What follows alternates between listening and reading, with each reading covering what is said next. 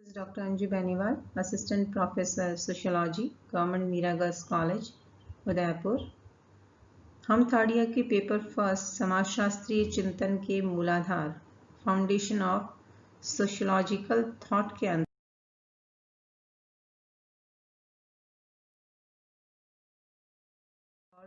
औद्योगिक क्रांतियाँ, the social, economic and political forces, the French and industrial revolutions, यानी वो कौन सी सामाजिक, आर्थिक और राजनीतिक शक्तियाँ थी या कारक थे जिसके कारण फ्रांसीसी और औद्योगिक क्रांतियाँ हुई और उन क्रांतियों के कारण किस प्रकार समाजशास्त्र की स्थापना हुई।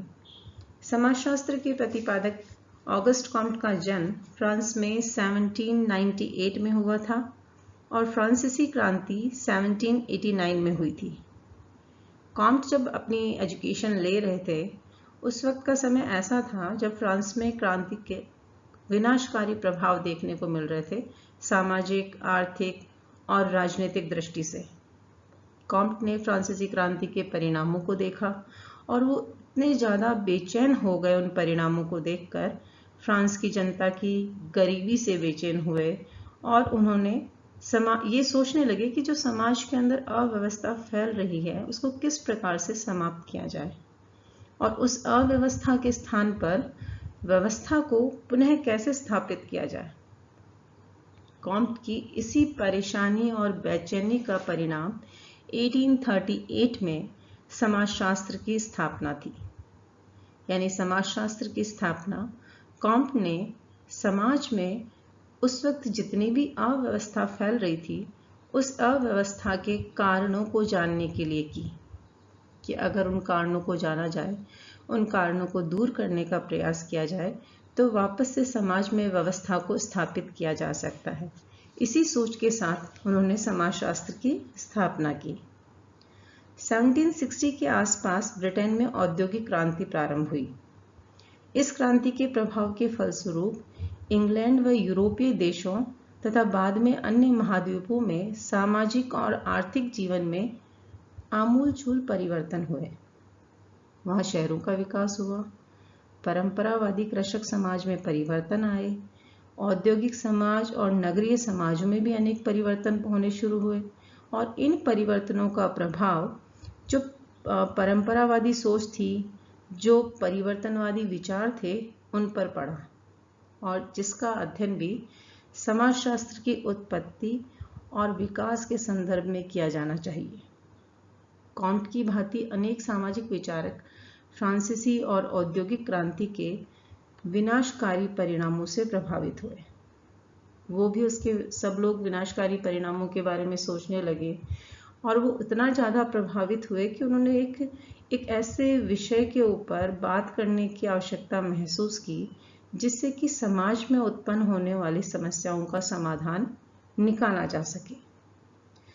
इसलिए ये आवश्यक हो जाता है कि फ्रांसीसी और औद्योगिक क्रांतियों का क्रमबद्ध और व्यवस्थित अध्ययन किया जाए, क्योंकि जब हम फ्रांसीसी और औद्योगिक क्रांतियों का क्रमबद्ध अध्ययन करेंगे तभी हम जान पाएंगे कि उस वक्त ऐसी कौन सी परिस्थितियां थी, ऐसी कौन सी सामाजिक, आर्थिक और राजनीतिक शक्तियां थी जो इन क्रांतियों के समय पैदा हुई और उनका बौद्धिक जगत विशेष से समाज की उत्पत्ति और विकास पर प्रभाव पड़ा।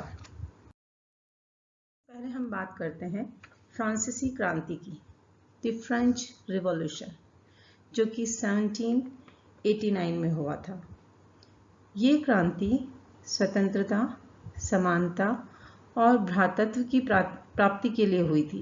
यानी एक हार्मनी जो थी समाज के अंदर, एक हार्मनी जो है उसको स्थापित करने के लिए ये क्रांति हुई थी। इस क्रांति ने फ्रांस तथा अन्य देशों पर अनेक सामाजिक, आर्थिक एवं राजनीतिक प्रभाव डाले।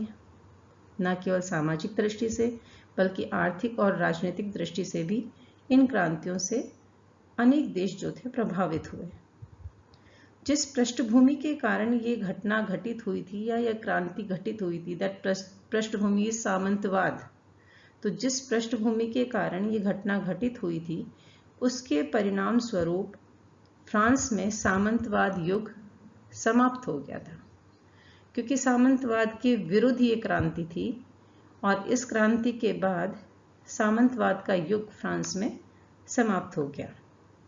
इस क्रांति का फ्रांसीसी समाज व्यवस्था को नवीन स्वरूप प्रदान करने के साथ साथ यूरोप को अन्य देशों पर भी इसका उल्लेखनीय प्रभाव पड़ा। न केवल फ्रांस पे, बल्कि फ्रांस के साथ साथ यूरोप के जो दूसरे देश थे उस पर भी इनका प्रभाव देखने को मिला था। फ्रांस की क्रांति के परिणाम से पूर्व इसका जो घटनाक्रम था उसका अध्ययन करना जरूरी है कि बेसिकली क्रांति जो थी वो किस प्रकार से घटित हुई थी, पूरा घटनाक्रम कैसे घटित हुआ था, कौन से कारण थे जिन्होंने इस क्रांति को जन्म दिया।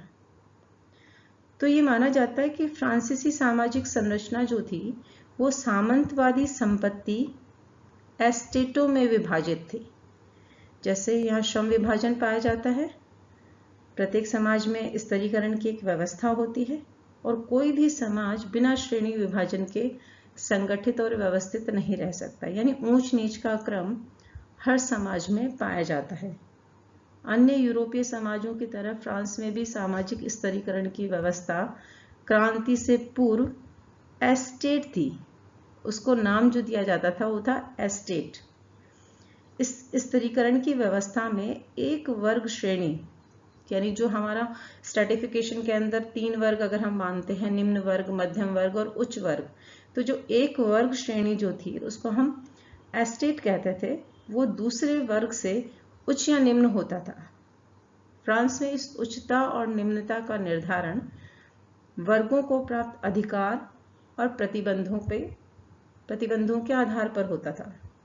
यानी जिस वर्ग को ज़्यादा अधिकार प्राप्त थे वो उच्च वर्ग था, जिस वर्ग पर ज़्यादा प्रतिबंध थे वो निम्न वर्ग था। तो हम कह सकते हैं कि फ्रांस के अंदर जो उच्च और निम्नता का निर्धारण जो था वर्गों का, वो अधिकार और प्रतिबंध फ्रांसीसी समाज की संरचना पे डालते हैं कि basically structure of French society कैसा था। हमारे यहाँ जैसे समाज में पहले वर्ण व्यवस्था थी जिसमें ब्राह्मण, क्षत्रिय, वैश्य, शूद्र होते थे। फिर उसके बाद वर्ग व्यवस्था है। वर्तमान में वर्ग व्यवस्था हमारे समाज में पाई जाती है, निम्न वर्ग, मध्यम वर्ग और उच्च वर्ग। वैसे ही फ्रांस के समाज की जो संरचना थी उसको हम 3 भागों में बांट सकते हैं। प्रथम संपदा वर्ग, द्वितीय संपदा वर्ग और तृतीय संपदा वर्ग। अब हम प्रथम संपदा वर्ग को अगर देखें तो फ्रांस के सामाजिक संगठन में प्रथम संपदा वर्ग में धर्म नेता आते थे जो कि टॉप पोजीशन पे थे। इन धर्म नेताओं को cardinal, arc bishop, bishop, Abbott आदि के नामों से संबोधित किया जाता था।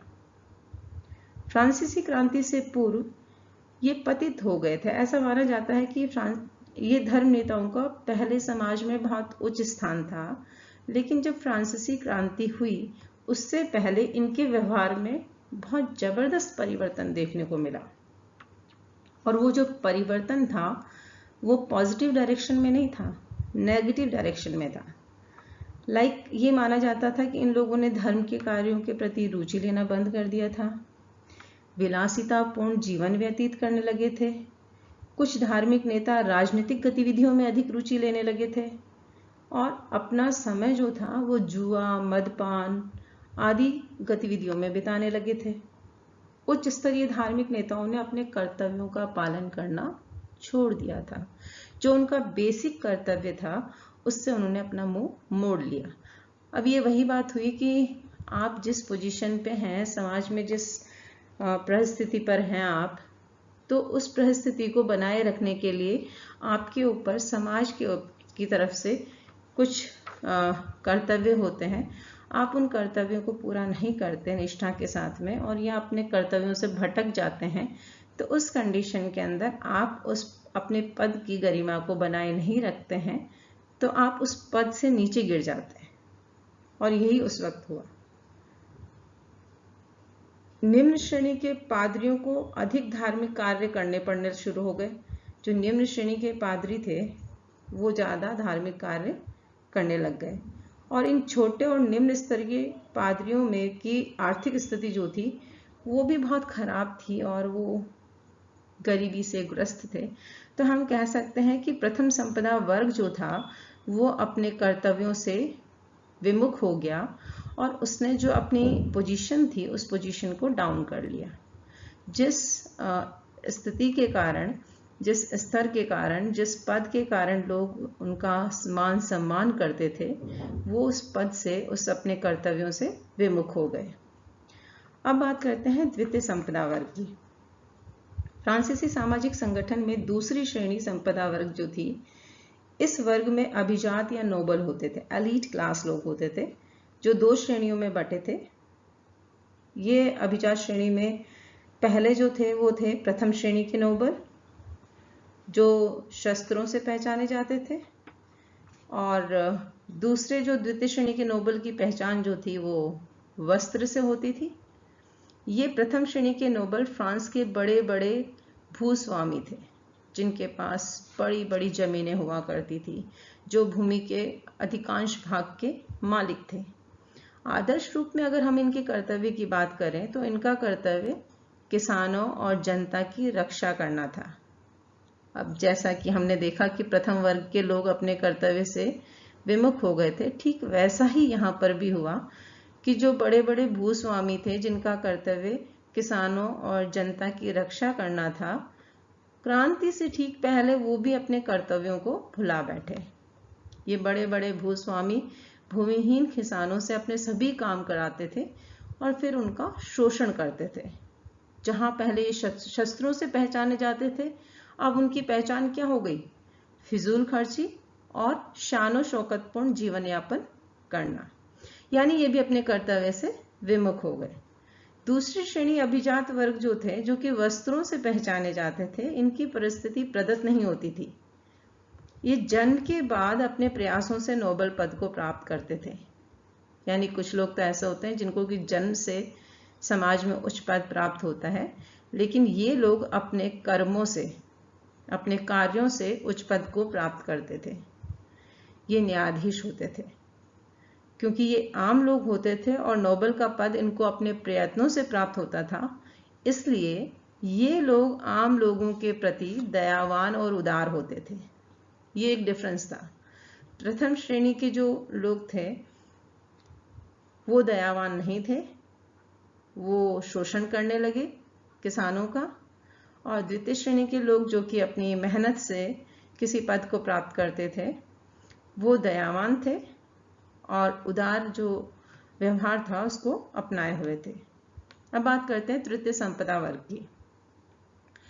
फ्रांस के समाज में इस तीसरे संपदा वर्ग में 2 संपदा वर्ग से बचे हुए लोग होते थे। यानी जो प्रथम संपदा वर्ग और द्वितीय संपदा वर्ग से जो बच जाते थे लोग, धार्मिक नेताओं और एलीट क्लास के बाद जो वर्ग बच जाता था वो तृतीय संपदा वर्ग में आता था। इस तृतीय संपदा वर्ग के अंदर जनरली किसान, व्यापारी, कारीगर तथा अन्य लोग होते थे। तीसरे संपदा वर्ग के किसान लोगों की सबसे खराब स्थिति थी। ये मुश्किल से अपनी आवश्यकताओं की पूर्ति कर पाते थे। समाज के अन्य लोगों के लिए अनाज की खेती करते थे, खेतों में काम करते थे, दिन रात मेहनत करते थे और एक संघर्षपूर्ण जीवन यापन करते थे। इन पर बहुत सारे कर लगे हुए थे। राजा जो था वो प्रथम 2 संपदा वर्ग, धर्म नेता और जो अभिजात वर्ग थे, उनको प्रसन्न रखने के लिए इन तीसरे संपदा वर्ग का घोर शोषण करता था। इन 2 वर्गों को खुश रखने के लिए तीसरे वर्ग का शोषण किया जाता था। तीसरे संपदा वर्ग में वर्ग विभाजन था। इस तीसरे संपदा वर्ग के मध्यम वर्गीय बुजुर्गा कहलाते थे ये लोग। जो व्यापारी, वकील जो थे, उनकी स्थिति कंपैरेटिवली अच्छी थी और प्रथम संपदा वर्ग के धर्म नेता और द्वितीय संपदा के नोबल राजा भी, नोबल जो थे वो राजा की चापलूसी करते थे, जी हुजूरी करते थे। और फ्रांस की अर्थव्यवस्था 1720 से लेकर क्रांति के वर्ष 1789 तक बहुत खराब रही।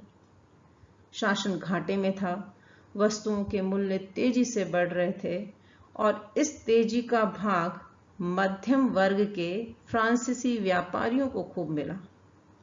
तीसरे संपदा वर्ग के व्यापारी एवं वाणिज्य वर्ग धनाढ्य बन गया। व्यापारी वर्ग जो था वो तो खूब पैसा वाला बन गया और इस लाभ के उपरांत भी इन व्यापारियों की सामाजिक स्थिति प्रथम दो संपदा वर्ग की तुलना में निम्न थी। वो इनफैक्ट उनकी स्थिति काफी ठीक हुई व्यापारियों की, लेकिन फिर भी प्रथम जो दो वर्ग थे, धर्म नेता और एलीट क्लास, उसके कंपैरिजन में निम्न थी। इसका प्रमुख कारण बुजुर्गा वर्ग का प्रशासन में प्रभावहीन होना था। ये जो बुजुर्गा वर्ग था, ये प्रशासन के अंदर इनका ज़्यादा इफेक्ट नहीं था, इनका ज़्यादा रोल नहीं होता था, इनका ज़्यादा इन्वॉल्वमेंट नहीं था, तो इनका प्रभाव जो था वो प्रशासन में बहुत कम था। बुजुर्ग वर्ग का व्यापार, उद्योग, बैंकिंग, इन सब जो सेक्टर्स थे उन पर नियंत्रण था। इसके उपरांत भी, क्योंकि ये सेक्टर्स जो हैं तीनों बड़े इंपॉर्टेंट सेक्टर्स हैं, व्यापार, उद्योग, बैंकिंग, इन सेक्टर्स पर व्यापारी वर्ग का नियंत्रण था, लेकिन फिर भी राजा उन पर ज्यादा ध्यान नहीं देता था। प्रथम और द्वितीय दोनों संपदा वर्ग जो थे वो इनको हीन समझते थे, अपने से निम्न समझते थे।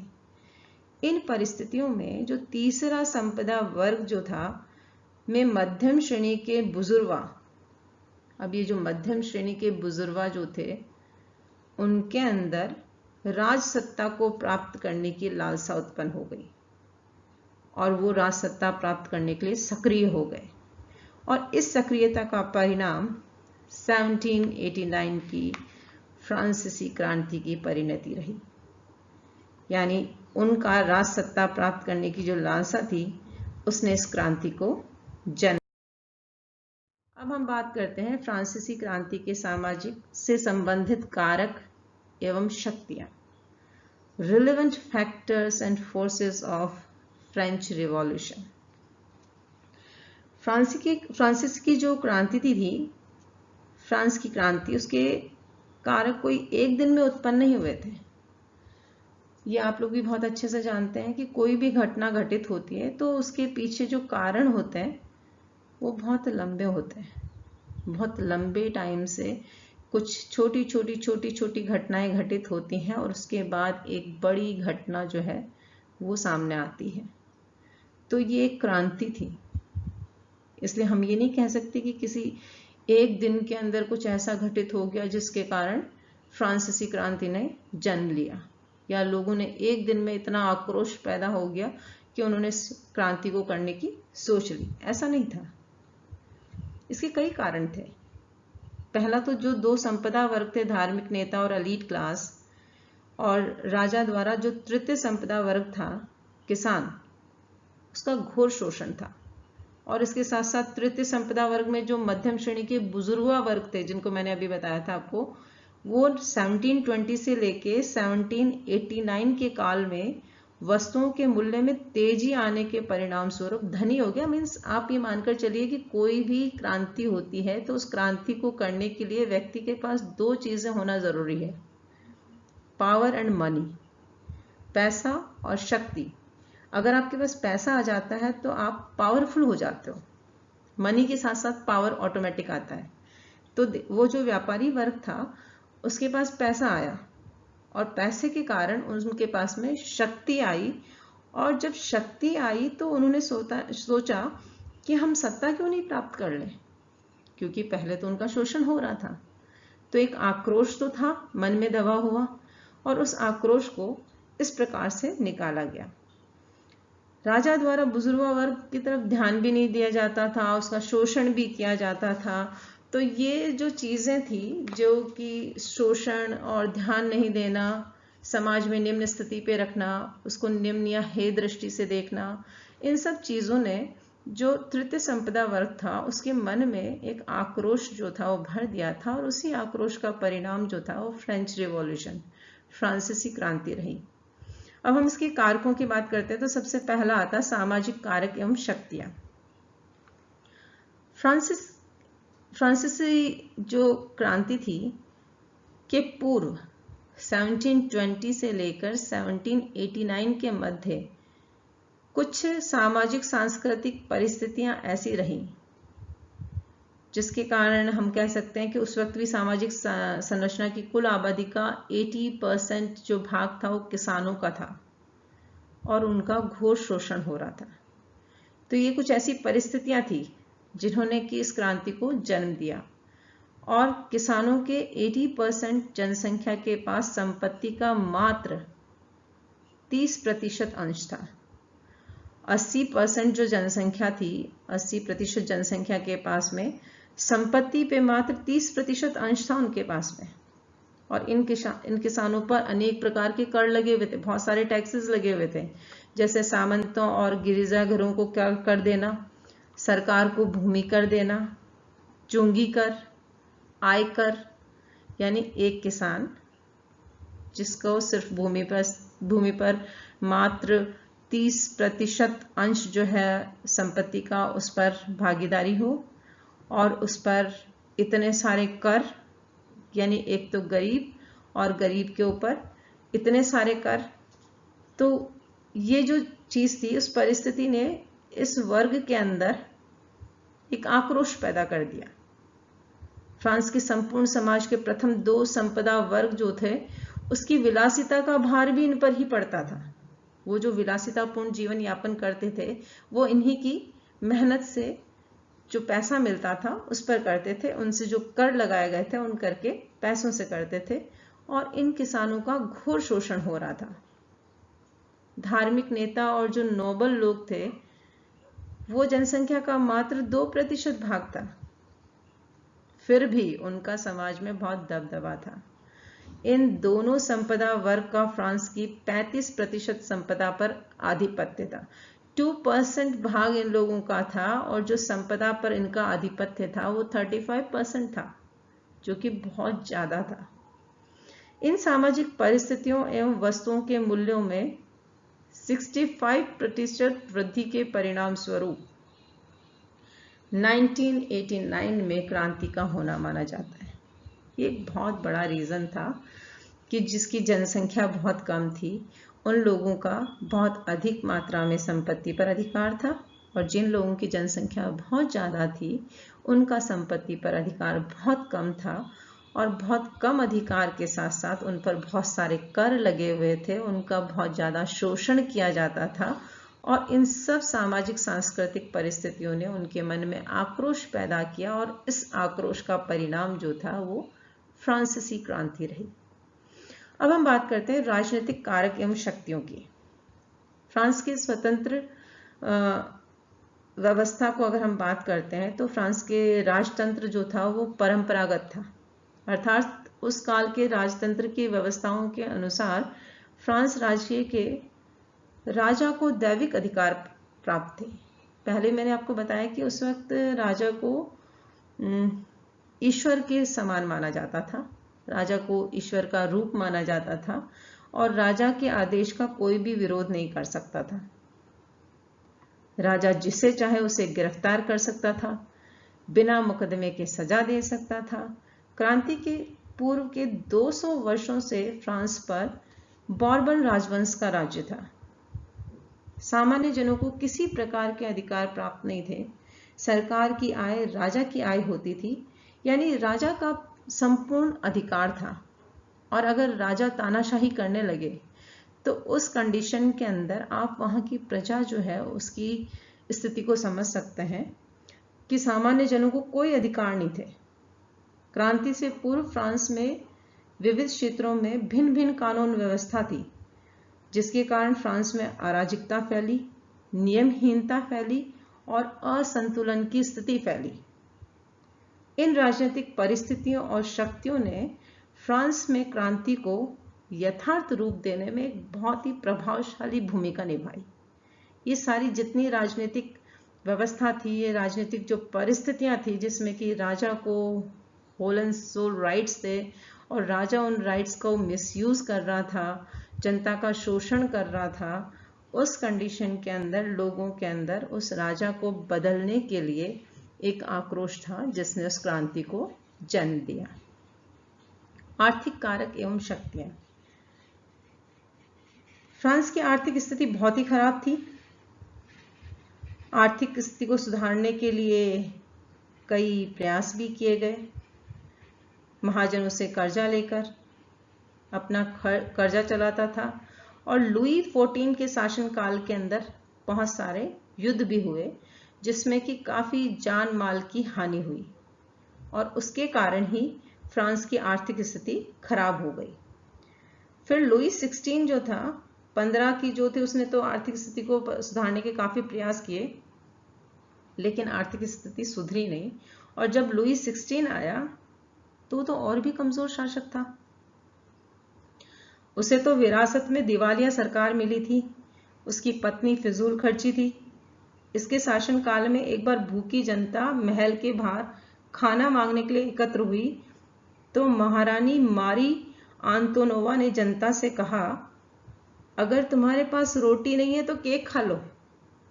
और उसका ये उत्तर जो था वो आज भी एक प्रसिद्ध वाक्य माना जाता है, यानी रोटी नहीं है तो केक खा लो।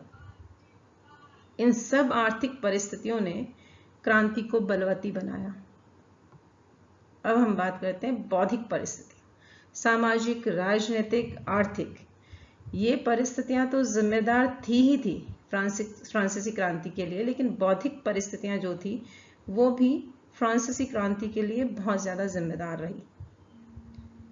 फ्रांस के जो बुद्धिजीवी वर्ग था और जो जनता थी उस पर मॉन्टेस्क्यू, लॉक, वोल्टेयर, रूसो आदि दार्शनिकों के विचारों का बहुत अधिक प्रभाव पड़ा। क्रांति से पूर्व के काल में फ्रांस में भी तर्क और बुद्धिवाद का प्रसार देखा जा सकता है। इन जो वर्णित दार्शनिक थे उनका विश्वास था कि सत्य को तर्क के द्वारा सत्य और प्रमाणित सिद्ध किया जा सकता है। इन दार्शनिकों का निम्न विचार ने फ्रांसीसियों में क्रांति की आग पैदा कर दी। उन्होंने कहा कि अगर सच है तो उस सच को तर्क के द्वारा प्रमाणित किया जा सकता है। लॉक का कहना था कि व्यक्ति को जीवन, संपत्ति और स्वतंत्रता के अधिकार दिए जाने चाहिए। जो शासक इन अधिकारों से जनता को वंचित करता है उसे हटा देना चाहिए। यानी कि जो बुद्धिजीवी वर्ग था उसमें भी एक आक्रोश पैदा हो रहा था, वो भी व्यवस्था को बदलने के लिए पूरी तरह तैयार था। व्यक्ति को जीवन, संपत्ति और स्वतंत्रता, ये 3 अधिकार दिए जाने चाहिए, ऐसा लॉक का कहना था। और वो कहता था कि अगर कोई शासक सत्ता को ये अधिकार, कोई शासक जनता को ये अधिकार नहीं देता है, जीवन का अधिकार, संपत्ति का अधिकार, स्वतंत्रता का अधिकार नहीं देता है, तो उस शासक को हटा देना चाहिए। वोल्टेयर ने धार्मिक सहिष्णुता और बोलने की स्वतंत्रता का विचार दिया।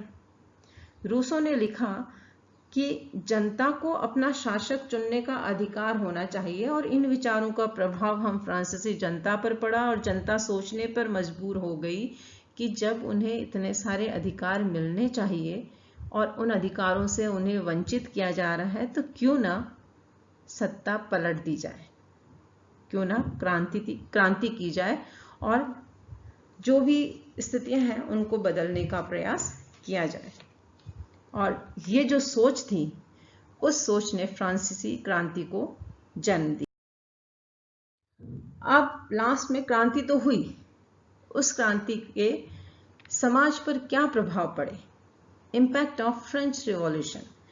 क्रांति किस कारण से हुई वो हमने पढ़ लिया। अब उस क्रांति के बाद क्या प्रभाव पड़े समाज पर, ये देखना भी बहुत जरूरी है। तो ये प्रभाव, जो सबसे इंपॉर्टेंट प्रभाव था वो था सामंतवाद की समाप्ति, क्योंकि इसी की समाप्ति के लिए ही क्रांति की गई थी।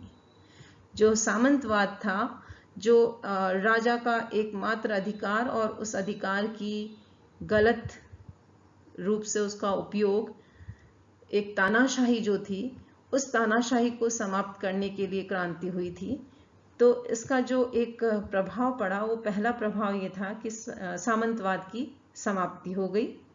और जब सामंतवाद की समाप्ति हुई तो लोकतंत्र का उद्भव और विकास हुआ। इसका जो एक और प्रभाव पड़ा वो ये कि जैसे संपत्ति का रूपांतरण, सामाजिक व्यवस्था आदि पर समाजशास्त्रियों को आमंत्रित किया जाने लगा। उनके विचार जो थे वो जाने जाने लगे कि किस प्रकार से संपत्ति का रूपांतरण किया जाए और समाज के अंदर जो पहले अव्यवस्था फैली हुई थी उस अव्यवस्था को व्यवस्था में परिवर्तित किस प्रकार से किया जाए, और अब जो क्रांति के बाद की जो स्थितियां हैं, क्रांति की जस्ट बाद जो समाज है उसके अंदर किस प्रकार से व्यवस्था को स्थापित किया जाए। इस चीज के लिए समाजशास्त्री जो थे उनके विचारों को आमंत्रित किया गया, यानी समाजशास्त्र का महत्व बढ़ने लगा। और चूंकि समाजशास्त्र का महत्व बढ़ने लगा तो वहीं से समाजशास्त्र की स्थापना हो गई। तो हम ये देखा कि किस प्रकार से फ्रांसीसी क्रांति ने समाजशास्त्र की स्थापना के अंदर महत्वपूर्ण योगदान दिया। किस प्रकार एक समाज जो था वो अव्यवस्थित था, और उस अव्यवस्थित समाज को व्यवस्थित करने की जो कवायद थी, उस कवायद ने क्रांति को जन्म दिया। और उस क्रांति के बाद लोगों ने समाज में व्यवस्था को बनाए रखने के लिए समाजशास्त्रियों का जो योगदान था उसको महत्वपूर्ण माना, और उस योगदान को बनाए रखने के लिए, समाज को समझने के लिए, समाज में व्यवस्था को स्थापित करने के लिए समाजशास्त्र विषय की स्थापना की गई।